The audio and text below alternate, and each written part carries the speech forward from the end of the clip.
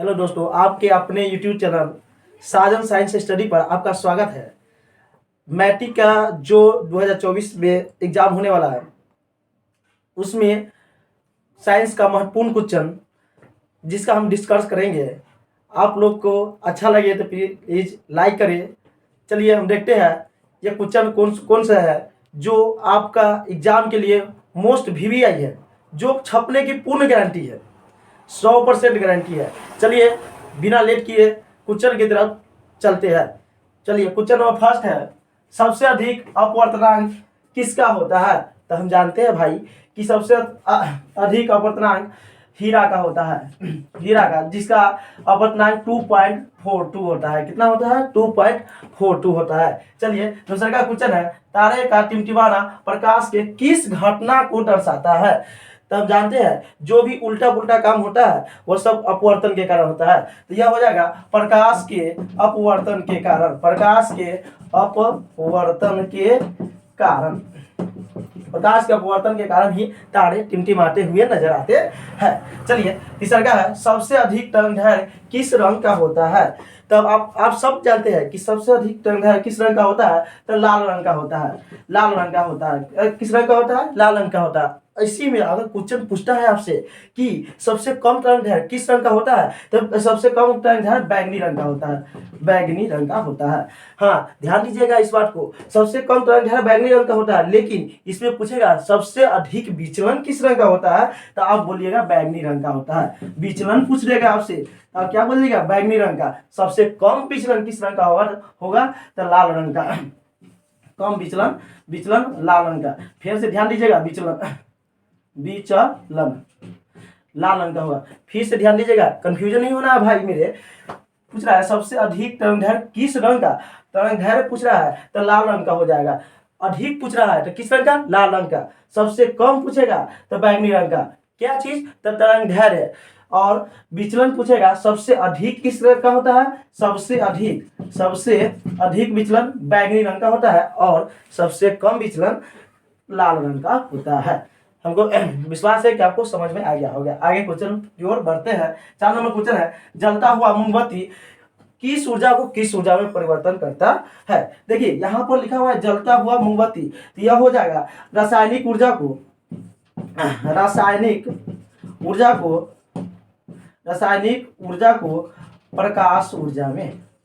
प्रकाश ऊर्जा में बदलता है।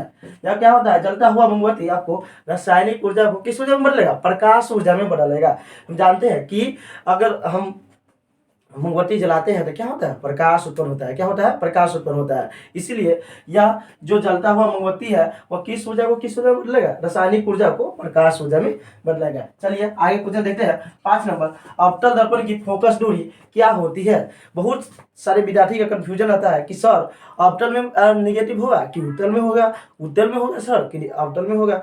चलिए अभी हम इस कंफ्यूजन को दूर करते हुए आगे की ओर सवाल करते हैं कि अवतल दर्पण की फोकस दूरी क्या होती है? तो अवतल दर्पण है तो हमेशा ऋणात्मक होगी।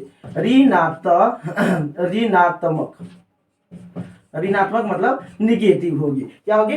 निगेटिव, जिस पर माइनस चार्ज होगा। क्या हो जाएगा? माइनस हो जाएगा। क्या हो जाएगा? माइनस हो जाएगा। ऋणात्मक होती है। हाँ, इसी में पूछेगा अवतल दर्पण हो गया तो अवतल दर्पण का ऋणात्मक, इसी में पूछ देगा आपसे उत्तल दर्पण का क्या होगा, तो उत्तल दर्पण हो जाएगा धनात्मक हो जाएगा। क्या हो जाएगा? धनात्मक हो जाएगा। उत्तल दर्पण का फोकस दूरी क्या हो जाएगा? धनात्मक हो जाएगा।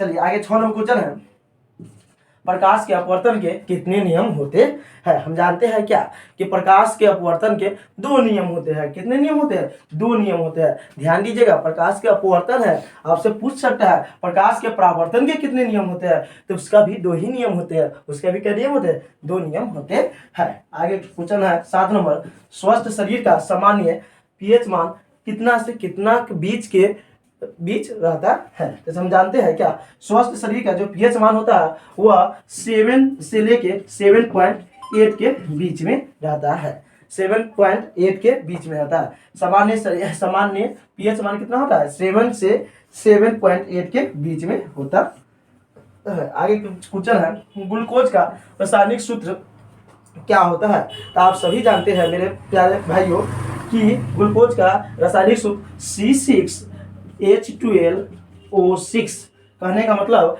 कार्बन 6 गो, हाइड्रोजन 12 गो और ऑक्सीजन 6 गो। कभी कभी सवाल ऐसा भी पूछता है कि बताइए ग्लूकोज में कार्बन की संख्या कितनी होती है।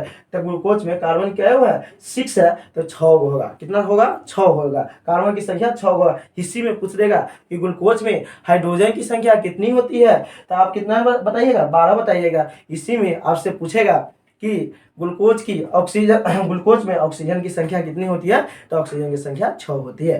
ग्लूकोज की पूरा सूत्र पूछेगा तो C6H12O6।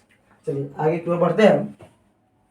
आहार नाल का सबसे लंबा भाग कौन होता है। तो हम जानते हैं भाई कि हमारा जो भोजन पचता है, जो छोटी आंत में पचता है, वह सबसे लंबी भाग होती है। छोटी आंत सबसे लंबा होता है। आहार नाल का सबसे लंबा भाग कौन होता है, छोटी आंत होता है। आहार नाल का जो सबसे लंबा भाग, जहां भोजन पचता है, पूर्ण रूप से पाचन छोटी आंत में होता है। किस आंत में होता है, छोटी आंत में होता है। तो जो पूर्ण रूप से पचता है वो किस में होता है, तो छोटी आंत में पचता है। आगे है ओजोन का सूत्र क्या है, क्या होता है। तो ओजोन का सूत्र क्या होता है, O3। ओजोन का जो सूत्र होता है O3 होता है। ओजोन संरक्षण दिवस कब मनाया जाता है, 16 सितंबर को मनाया जाता है। ओजोन संरक्षण दिवस, ओजोन को बचाने के लिए हम लोग एक दिवस मनाते हैं जो 16 सितंबर को मनाते हैं। चलिए भाई, इस आपका 10 क्वेश्चन समाप्त हुआ और इसके माध्यम से मैं 10 क्वेश्चन कराया हूँ। आपको अच्छा लगे तो प्लीज़ चैनल को सब्सक्राइब कीजिए और लाइक कीजिए और चैनल को आगे बढ़ाइए। भाई का सपोर्ट कीजिए। जय हिंद, जय भारत।